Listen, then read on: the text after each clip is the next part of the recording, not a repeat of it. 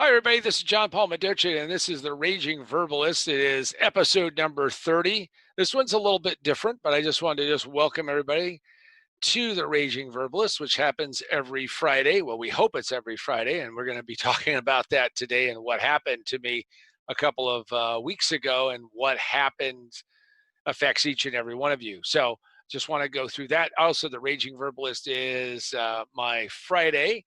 So it's on a Facebook live. It's also on YouTube. It's also archived on YouTube, so you can go back and watch it over and over again. And hopefully you'll learn a few things and you get off your ass and go get something done. Now, why is this one different? Well, I'm doing it solo because, well, it just talks about the challenges and hassles that you run into being in the bunker and what goes on there. And I have to tell you, this one was an incredible pain in the ass that took place. And you just have to know that it may be happening to you at some point in time. And what do you do about it? How do you make it work? And how do you kind of get things done? So the whole point of the Raging Verbalist is that I want to be a make it happen, get things done kind of guy and not have to deal with all the bullshit that is existing. Especially, I mean, look at today. We got the world going crazy, left, right, and center. But more importantly, then this thing happened. So what happened? Well, what happened is that I was preparing for my life. I was preparing to get things done. And all of a sudden, while I was sitting there comfortably, going through things, and I don't know about you, but, I've got my phone, I got my iPad Pro, and I was going through some stuff. And all of a sudden, the internet started getting a little wonky. Well, a lot wonky. And I wasn't getting anywhere. And I went, what's going on? And I walked over and I saw the red light on my Eero. That's EERO. I know I don't get any money from these guys, but I looked at my Eero and it was a red light. Not good. When your mesh is down in my house, you have no Wi-Fi. So I have built in a very elaborate process of getting Wi-Fi through my house. So I got a red light and I went, crap. So I go downstairs to my office, to the office where this is, the mother hub.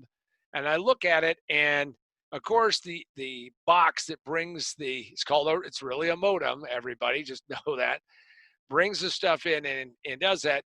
Well, it's just not acting right. So what do? I do what every person who's been involved in the internet for more than a little bit is I yank out the plug, I count to about 15, I plug it back in and do the hard restart and sit there and go, okay, this is going to come back. It's just a matter of time. Nothing happens. Now understand that in my house, I use, which more of my offices are, I use the Wi-Fi to make my cell calls. And that's because where I live, I have marginal cell coverage. And I mean marginal, like one little bar, maybe 2 bars if I stand on 1 foot. So what I did was I went, crap. Now I have Spectrum, which is the provider of my internet, on speed dial.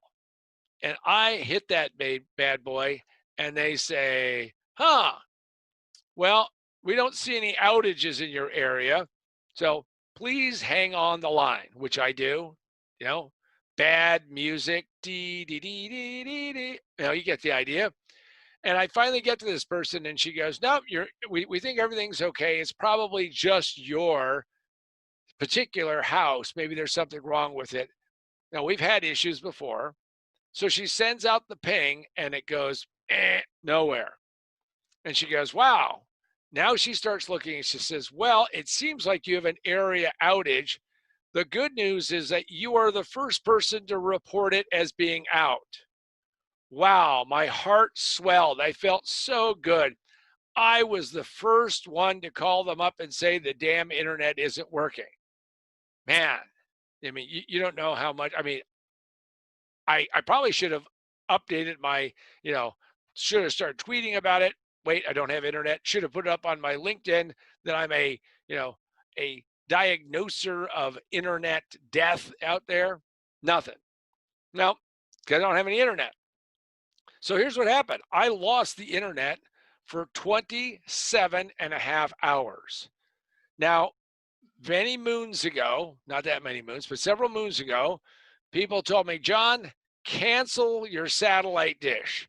You're paying money and you already have a Roku box and you're already getting all this stuff and you can really just use that and life will be good.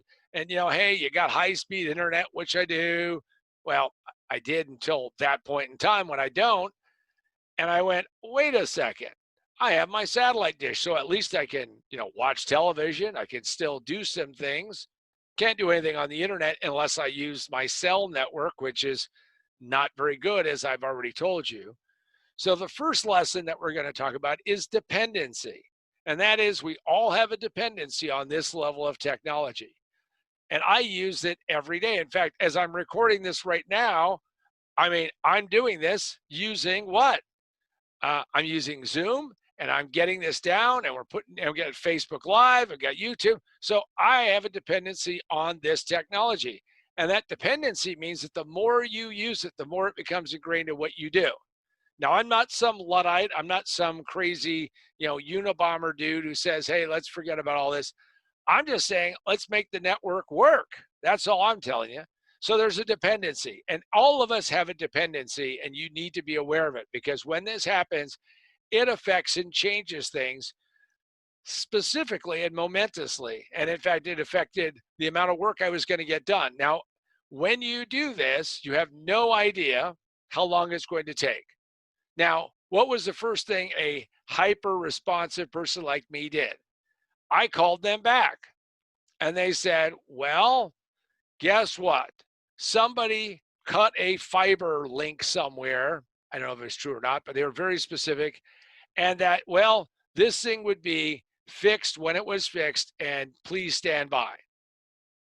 Well, that meant that a couple things changed. First off, is that now we got all prepared to do Raging Verbalist, but we didn't know if we were going to have the internet. So now you get prepared, you get everything ready, you get all this stuff pulled together, but you have no idea if you're going to actually have the mechanism for doing it. So your workflows, and if you have not started working out on workflows, here's a quick bonus for everybody, is that anytime you do something that is repetitive, that is repetitive, that is repetitive, you get it? It's repetitive. You want to start capturing those little segments, those little pieces, and bolting them together so that way you know what the workflow looks like. And the reason why you want to do that, and I'm gonna hammer this home, is that most people are very undisciplined about what their workflow is, and they learn it ad hoc, which means that they never document it. Now we are living in a time, and I don't know what's going to happen 100 years from now. Hell, I don't know what's going to happen a year from now. If I did, I'd be, playing the market in a different way. But what I mean by that is that we're generating so much content and material, but very rarely are we documenting a lot of things in our lives. So documenting your workflow is very important because that way you know how things work and then how to deal with them. So I had this big giant crater of a hole, which was called no internet. The next is the mental state. See, when you lose power, and I've lost power a lot because I live in Southern California, and the grid where I live is like being in Argentina. It comes and it goes. Sometimes we just have to grin and bear it. But what I can tell you is that when you are used to something, turn on the light switch, the lights come on. Turn on open the faucet, the water comes out. Click on the gas, and the heat comes on. But when you get dependent upon the internet and when you have that, there's something that changes in your mental state. And your mental state says, wait a second, I have such a inherent belief that this is going to be there. So what you do is every so often you check it. You're hoping it's coming back. You're praying to the gods of internet. And that's why I knew that I was up against two forces of evil. One side was Spectrum and all of their stuff that goes on, because let's face it, the internet guys, internet service providers, yikes. I was on one side, and the other side was Murphy. And Murphy rides for free. That's my way of understanding it. Murphy always rides for free. And Murphy is that destructive force, and technology is filled with lots of Murphyisms. Lots of things happen because Murphy puts his boot. And I know you may say, John, we got to be more open. So boot or stiletto heel, you have to decide which one you want to call it, but puts that on your neck and stops your stuff from happening. And your mental state goes right down the drain, it goes right into the shitter because you're saying, God, I can't believe it. Now, again, the first hour you struggle with it. But once you get to 5 hours and then 10 hours, and then you go to bed and you get up and there's no internet, and you go, wait a second, this thing has got to end. And the coolest part about it is that they told me, John, don't you worry your pretty little head. Obviously, they weren't looking at me, but don't you worry your pretty little head, John, because you tell us and you fill this electronic form in, right? Plug in the right prompts.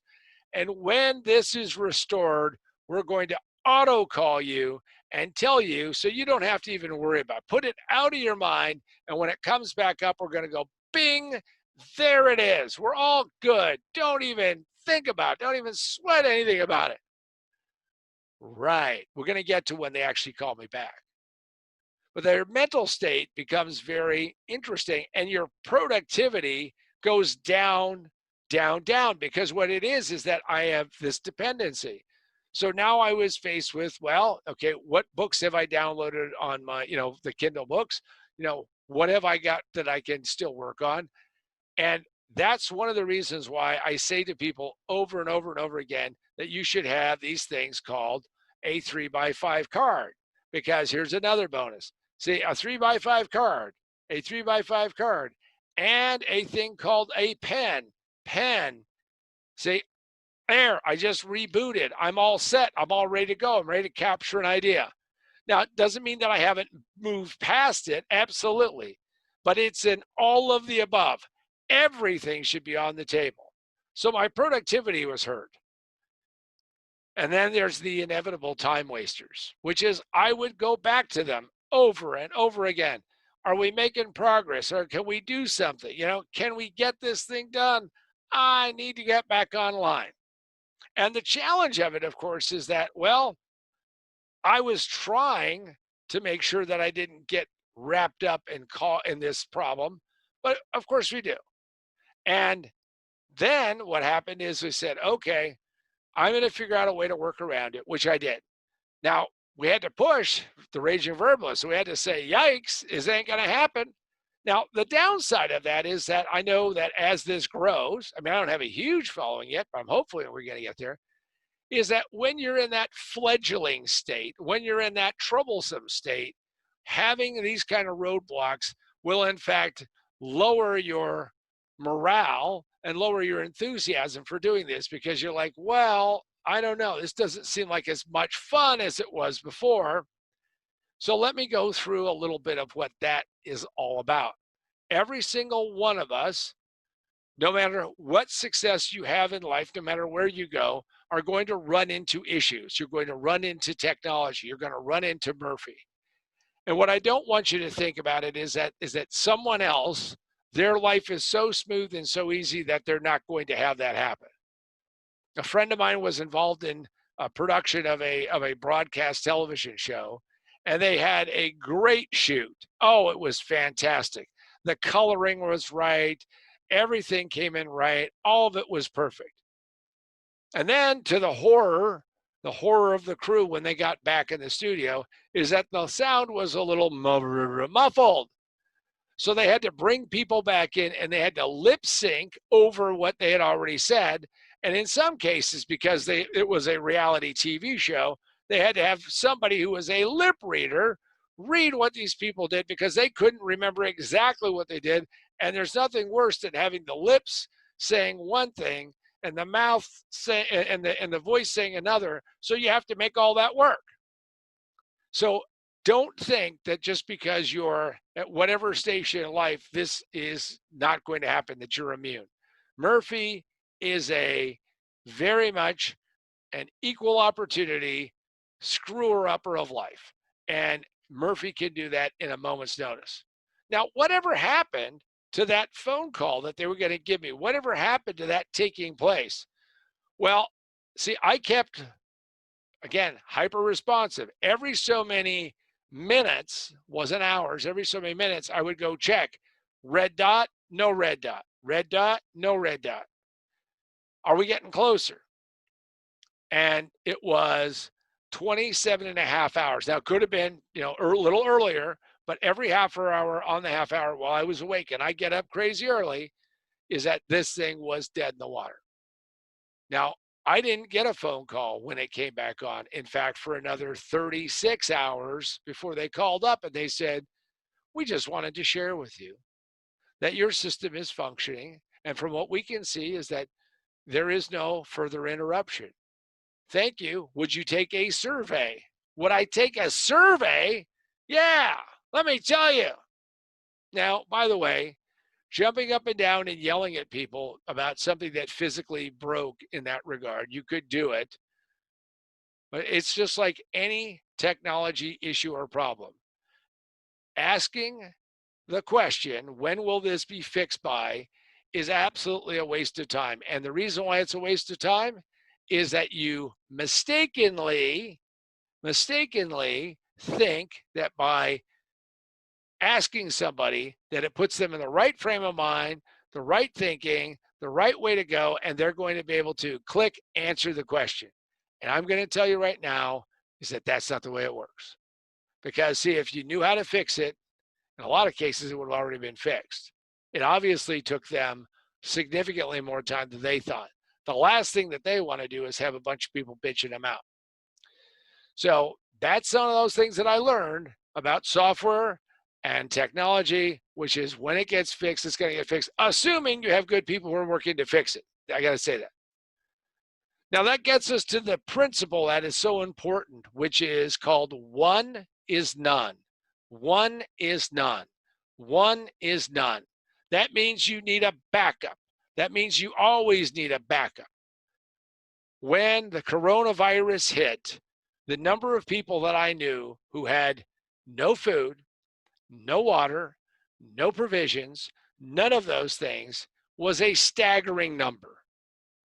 Now, I can tell you that I have been preparing, and I don't want it to happen because I'm saying it, but I've been preparing for the day that an earthquake of some magnitude hits my area. And because of that, I have water and I have food and I have a mechanism of dealing with all of that. And we have slowly but surely built this out. Now, I did not realize how desperate people would get because, and I have a sense that, if you don't have toilet paper, could be a little scary. See, these are the people that I would get in line because, like, when I'm traveling on the road, I end up going to like a Walgreens or a CVS, and I'll be standing in line, and in front of me is somebody, and they're holding a single roll of toilet paper. This is before the coronavirus, and I would say to myself, "Are you thinking of giving up, doing this? I mean, why would you buy one roll?" Now, obviously, they're out, right? Some significant other, because I've seen men and women do this, some significant other said, hey, on your way home or before you get here, pick up a roll. Well, even at the CVS, pick up 2, pick up 4, have a little bit of extra. But no, they're buying 1. Now, when the coronavirus hits, now people aren't buying 1, they're buying massive quantities of toilet paper. They're deciding that they're going to, insulate their house with it. But the one is none principle is very critical to get through your head. You should always have a backup plan. You should always have a backup to what you're going to do. And then after you have that backup in place, you should think about having a backup for the backup. See, because of having a backup, and yes, it does cost me some money, is that I had the satellite dish and I could keep going. I was able to work off of that. I was able to work off of the cell signal I had, and I could actually make things go. Now, unfortunately, the cell signal is not strong enough to support Zoom. I can't get the data rates through it, but I could continue to move forward. I could continue to work on. And because of that, I had lower loss of productivity, lower loss of what was going on. And on top of which, I actually had my ultimate backup, which every single one of you should have, which is 3x5 cards and a pen and ready to go, because this is how fast it takes to reboot it. Bang, we're rebooted. Bang, we're rebooted. Bang, we're rebooted. And then I can write down any note that I want, anything that I need to remember, anything that pops in around. And I'm going to tell you that you're going to want to learn how to do that and continue to do that, because remember, one is none. And oftentimes you need a backup to the backup, and maybe in some cases, a third backup to that. It is astonishing to me how many people don't do that. I was an MC at an event, and I helped put together the team that recorded and captured everything. And I go meet with the video guy, and the video guy was going to struggle with how he was going to give us all of the video files. Well, John had the solution. I showed up with a hard drive, which he plugged into his laptop. And while we enjoyed, me a decaf and he a latte of some kind, he backed up everything onto this hard drive. Several, days worth of files. I took that, and as soon as I got back to my office, we made an exact duplicate of that. I then took that drive, the original drive, labeled it appropriately. By the way, you should label these things. And then we put it in a nice secure box, and we shipped it to my client. Now we go fast forward. See, I could have just sent him that and not done the backup. And sure enough, several months later, they call up and say, believe it or not, we've lost that hard drive. We don't know where it is. We can't locate it. Of which I went out, charged him for it, and it's nominal, but made a backup of my backup and sent that on to them. The point of it is that you should always have a backup to the backup to the backup. And if you don't, Murphy is out there and will kick your ass, guaranteed. The realization that we are always needing to go through and do that extra mile should be essential. We should train it to everyone. And yet we don't. And yet we don't have people thinking in those terms. Constantly ask yourself, how do I do a backup to backup? Now, the reason for doing that and building it in a system is that the likelihood of you being caught unawares and unable to perform what you need to do to be successful, to survive, to go out and make things happen, helps out a lot. I was with a client and his laptop was struggling. Luckily, while we still had it alive, I had a blank USB drive. We transferred the data over that we needed, and were able to get him up and running and make that presentation. This is not an uncommon problem.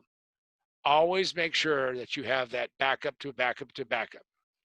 Now, for all of you who've been sitting out there patiently saying, but John, how do we get more of you? How do we get more of what you're talking about?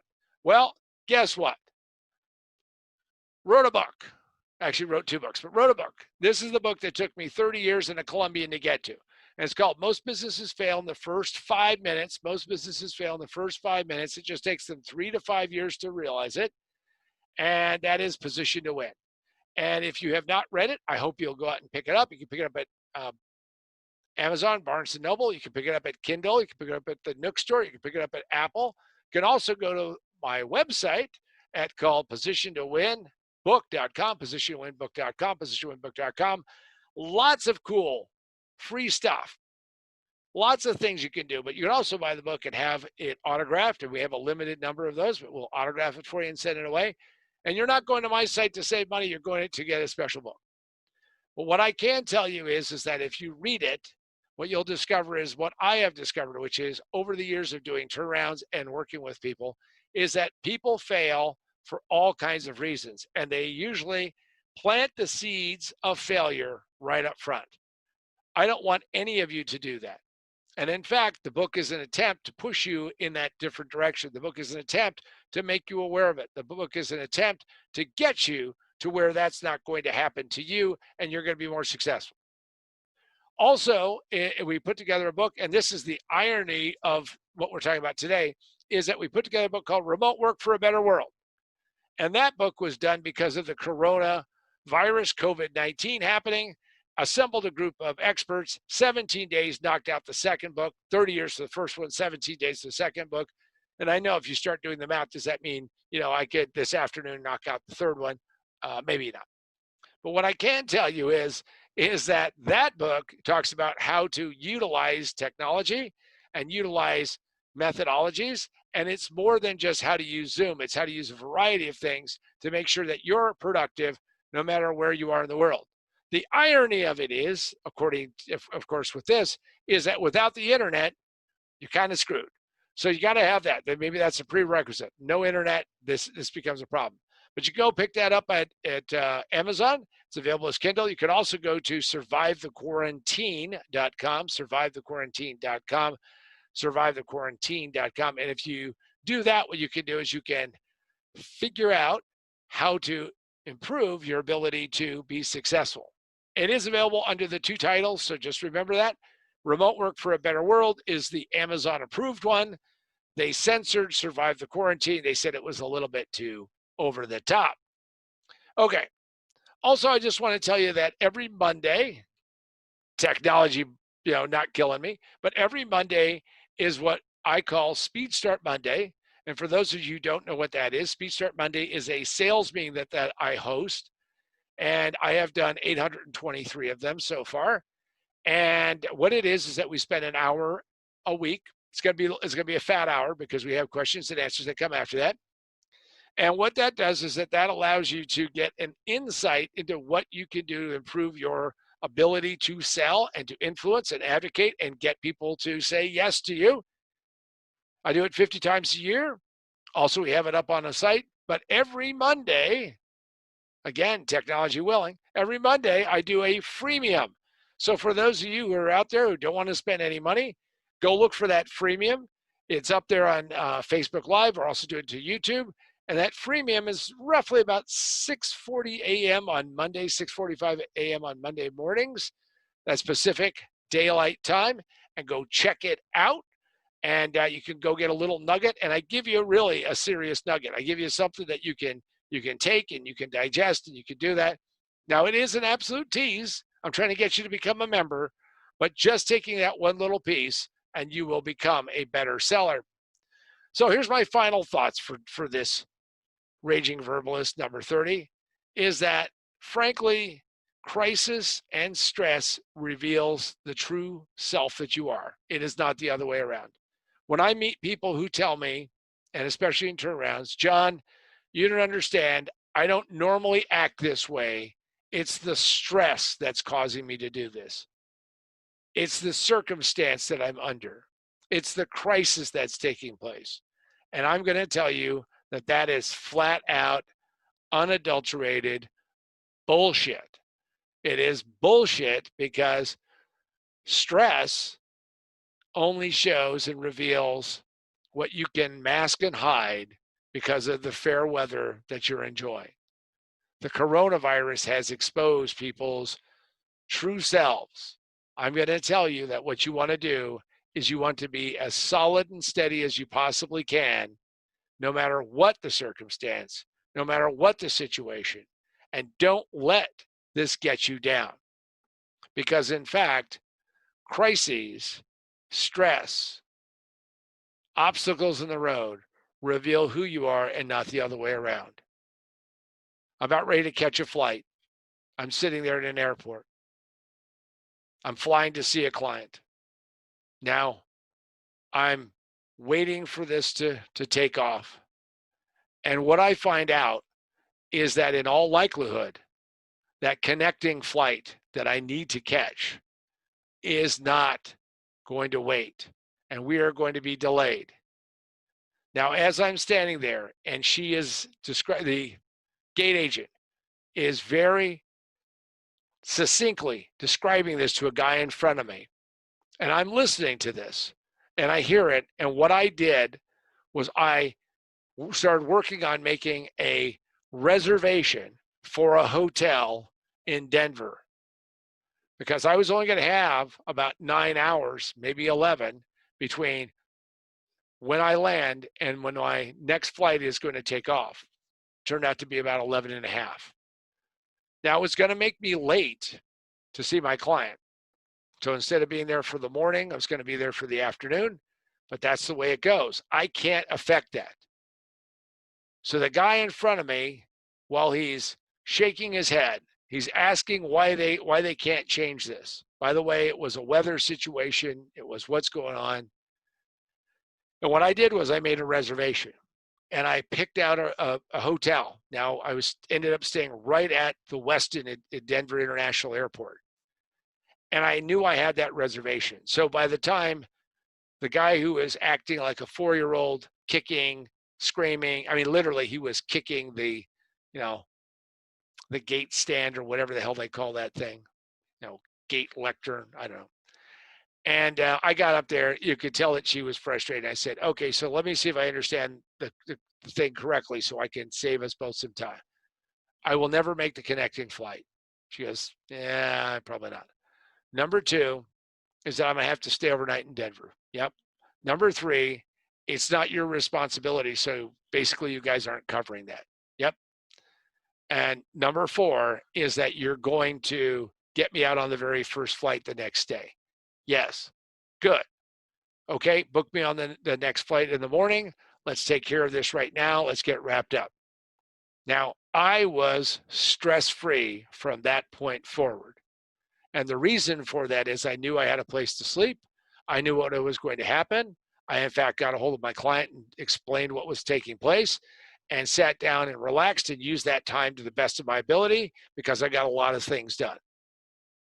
I looked over and I saw the guy who was in front of me, and he was fuming and he was pissed and he was still upset.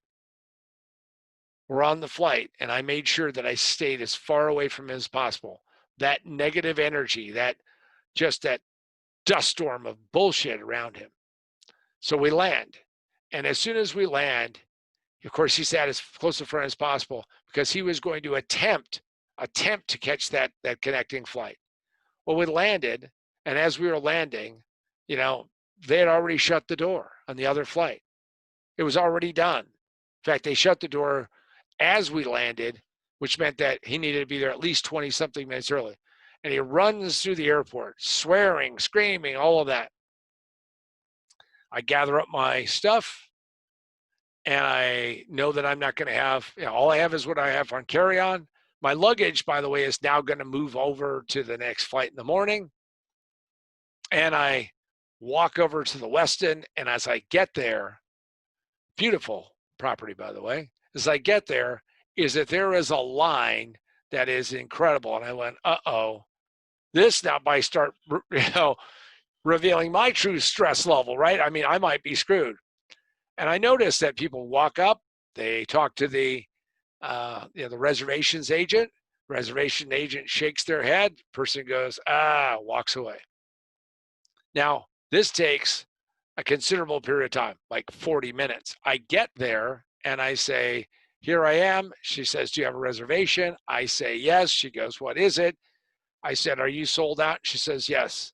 I said, how many people are you going to say no to tonight? She said, probably, and she looked down because they had a little hand counter, said, we'll probably hit close to 500-600 people tonight.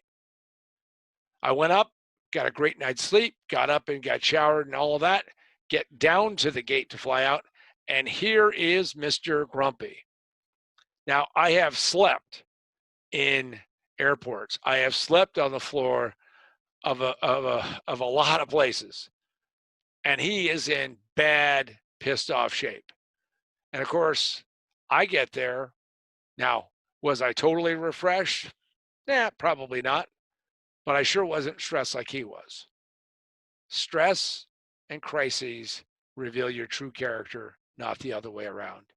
Always keep that in mind.